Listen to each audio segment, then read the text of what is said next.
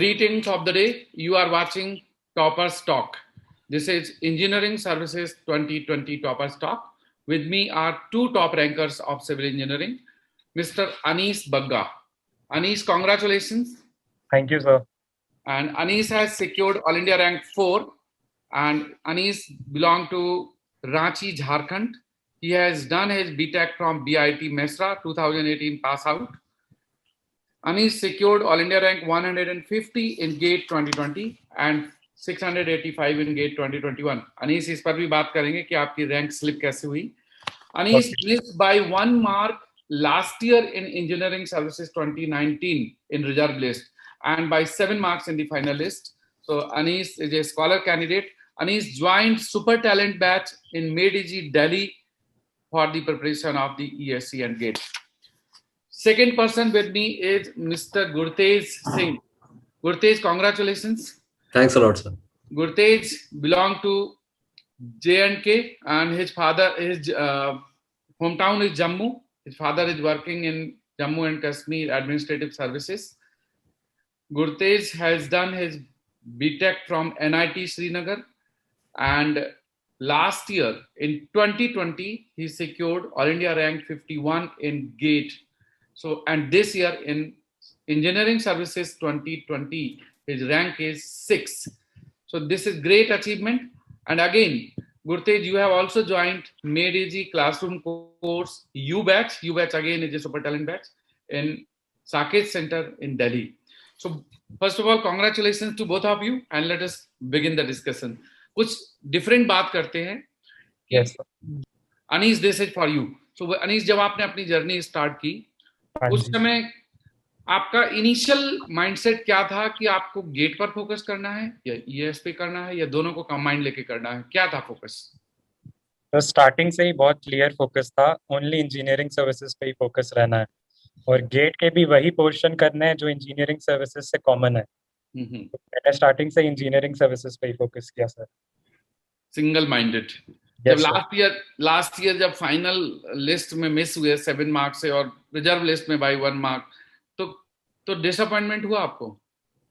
तो डिसअपॉइंटमेंट तो थोड़ा होता ही है स्टार्टिंग में, बट पहला अटेम्प्ट था मेरा, तो मेरे को पता था मेरे से बहुत सारी गलतियां हुई है. फिर ये मैं श्योर था कि नेक्स्ट अटेम्प्ट में मैं अपनी गलतियों को इम्प्रूव कर सकता हूँ और नेक्स्ट अटेम्प्ट में एक्सेल कर सकता हूँ. ये कॉन्फिडेंस भी था सर. एक जो कहावत है ना, देर आए दुरुस्त आए, वो आपके लिए फिट बैठती है, क्योंकि अगर लास्ट ईयर आपकी रैंक अच्छी नहीं आती, सिलेक्शन हो जाता जी सर, तो हो सकता है आपको अपना प्रेफर्ड डिपार्टमेंट नहीं मिलता. जी सर. तो ये तो बात है. आपने जब ज्वाइन की अपनी जर्नी स्टार्ट की, तो आपकी बिगिनिंग किस तरह से की? क्लास नोट्स पे फोकस किया या आपने टेक्स्ट बुक पढ़ी? क्या क्या तैयारी की? सर स्टेप वाइज तैयारी की. सबसे पहले तो बेसिक क्लास नोट्स किए, स्टेप 2 प्रीवियस ईयर क्वेश्चंस किए और स्टेप 3 जो मेंस के नोट्स थे उसको वो किए. ये तीनों पर मेन फोकस था सर. अच्छा, आते हैं गुरतेज, आपसे बात करते हैं कि आपकी जब बिगिनिंग हुई तो हाउ वाज द स्टार्टअप?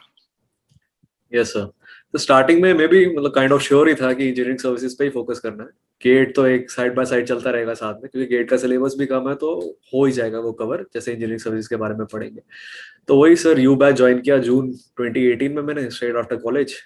तो उस फोकस से इंजीनियरिंग सर्विसेज करना है, देखते हैं क्लियर होगा.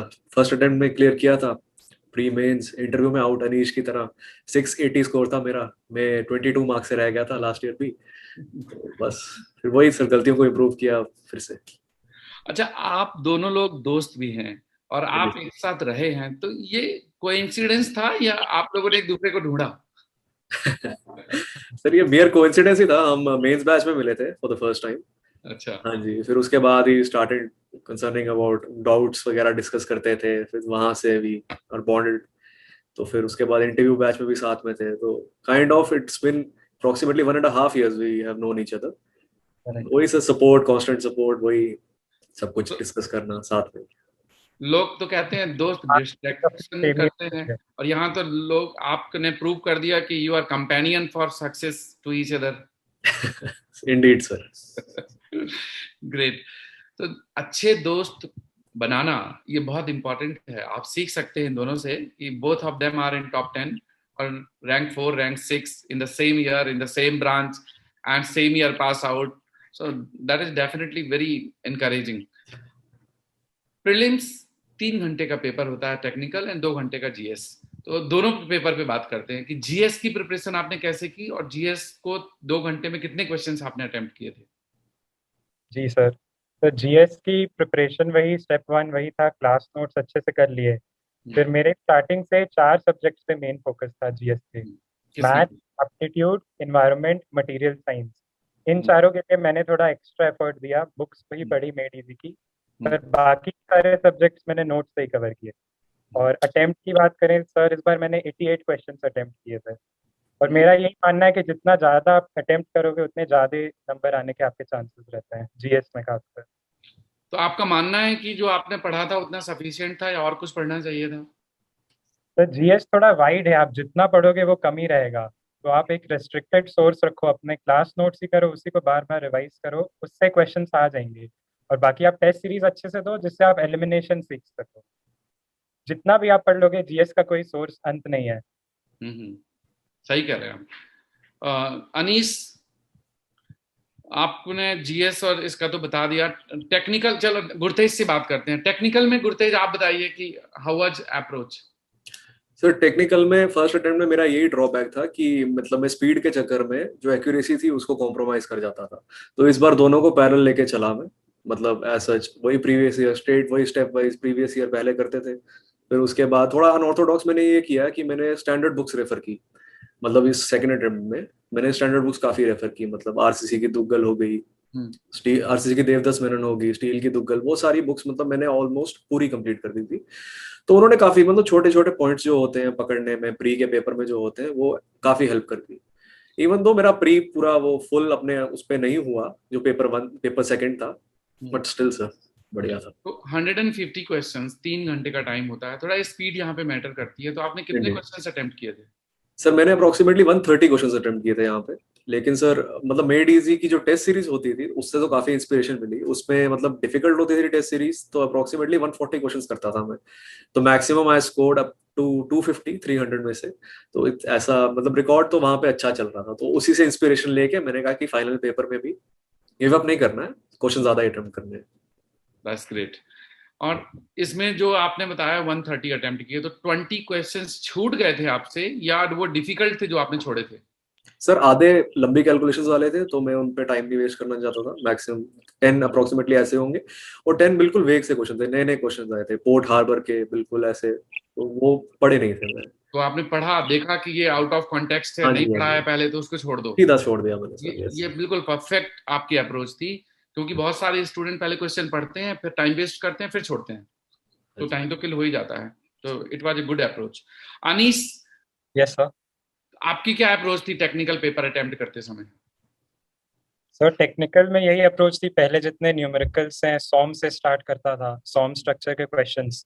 अगर वो स्टार्टिंग में स्पीड मेंटेन हो गई आपकी आधे घंटे 1 घंटे, फिर आप 3 घंटे अच्छे से आपका पेपर कंप्लीट हो जाएगा. फिर वही स्टार्टिंग में लीड लेने की मेन कोशिश थी सर. स्टार्टिंग में जो बड़े बड़े न्यूमेरिकल क्वेश्चंस आते हैं स्टार्टिंग में अगर उनसे सॉल्व कर लिया जाए तो बाद में थ्योरेटिकल क्वेश्चंस को कम टाइम में भी सॉल्व किया जा सकता है. और मैंने अटेम्प्ट भी थोड़े ज्यादा किए, 136 अटेम्प्ट किए थे सर. इसमें भी सेम लॉजिक था, जितने ज्यादा अटेम्प्ट करो उतना आपका स्कोर मैक्सिमम आने का चांस रहता है. अच्छा, गुड. और मेंस में जैसे 3 आवर्स ईच पेपर, तो पूरे क्वेश्चन अटेम्प्ट कर लिए थे या शॉर्ट पढ़ा? स्पीड मतलब सफिशिएंट थी, कोई दिक्कत आई? तो मेंस में भी सेम अप्रोच थी कि स्टार्टिंग के आधे 1 घंटे में स्पीड की थोड़ी लीड ले लेनी है ताकि एटलीस्ट पेपर कंप्लीट करके आए. पेपर तो मैंने अटेम्प्ट किया था पूरा. एक 20 नंबर का क्वेश्चन आता नहीं था, बाकी 580 के पूरे अटेम्प्ट किए थे. अच्छा, ग्रेट. आपको कभी ऐसा लगा कि मेंस में कुछ और फोर्स पढ़ने की जरूरत है other than made easy sources? Yes sir. Sir mains में सेकंड अटेम्प्ट में मुझे टाइम मिला पढ़ने का सिविल सर्विसेज के क्वेश्चंस. और सिविल सर्विसेज के क्वेश्चंस का थोड़ा अलग अप्रोच था मेरा. मैं देख लेता था कि कौन कौन से नए टॉपिक हैं जिससे क्वेश्चंस आ रहे हैं, फिर उन टॉपिक को मैं खाली स्टैंडर्ड बुक से पढ़ता था. फिर उसके बाद ताकि उसके भी कंसेप्ट क्लियर हो जाएं, क्योंकि वो थोड़े बहुत क्लास में लैगिंग था, क्लियर नहीं था, तो इसीलिए मैंने बुक्स को रेफर किया खाली जो एक्स्ट्रा टॉपिक्स थे. फिर एक बार टॉपिक समझ आ गए तो क्वेश्चंस भी सॉल्व होते गए. पूरा फर्स्ट से लास्ट सॉल्व नहीं किया सर सिविल सर्विसेज को. खाली देख के टॉपिक्स कौन कौन से नए हैं, बस नए टॉपिक्स को पढ़ लिया।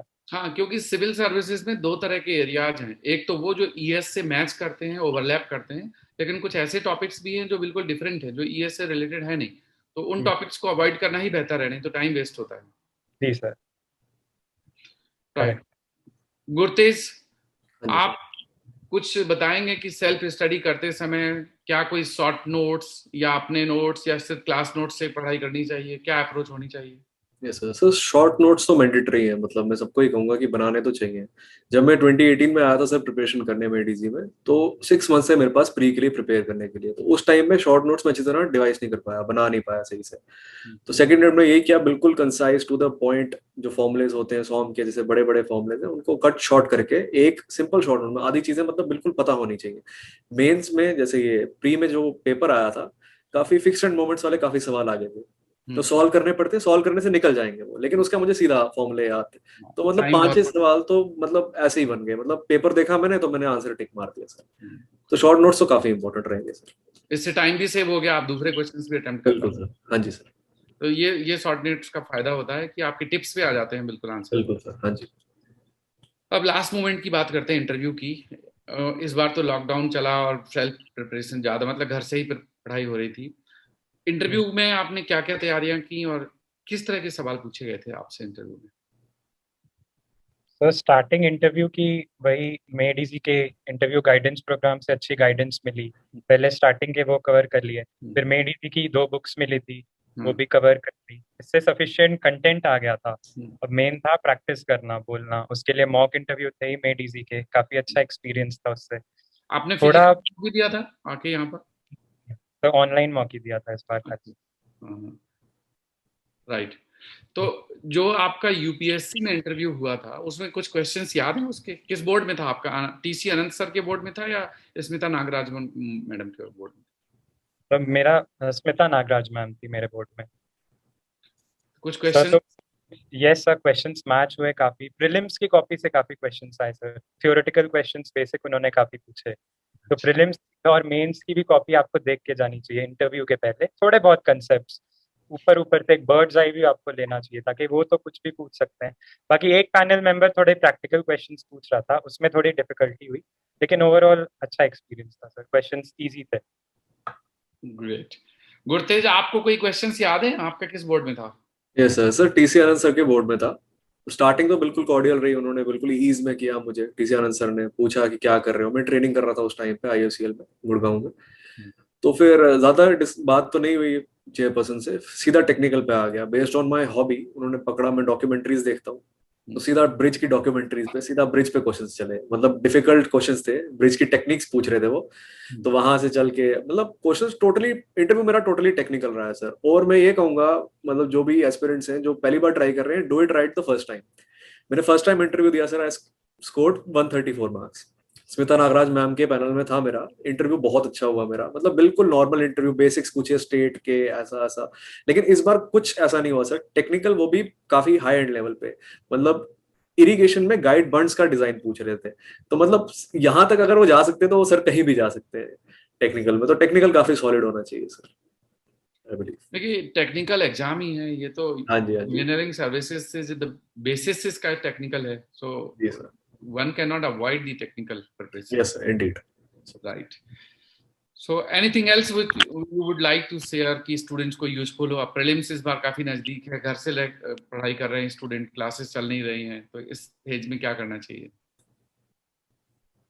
सर अभी तो वही टेस्ट सीरीज पे अच्छे से फोकस करना चाहिए, टेस्ट सीरीज दे के उसको अच्छे से एनालाइज करना चाहिए। अभी तो मेन क्वेश्चन सॉल्विंग में ध्यान होना चाहिए, और ये ज्यादा दिमाग में वैकेंसी का ज्यादा नहीं सोच के अपनी पॉजिटिव अप्रोच रखनी चाहिए, अपना बेस्ट देना है, बस ये माइंडसेट होना चाहिए। Yes sir. That's true. So this was wonderful talking both of you, and both of you have achieved rank in top 10. And do you have any plan of going for civil services too?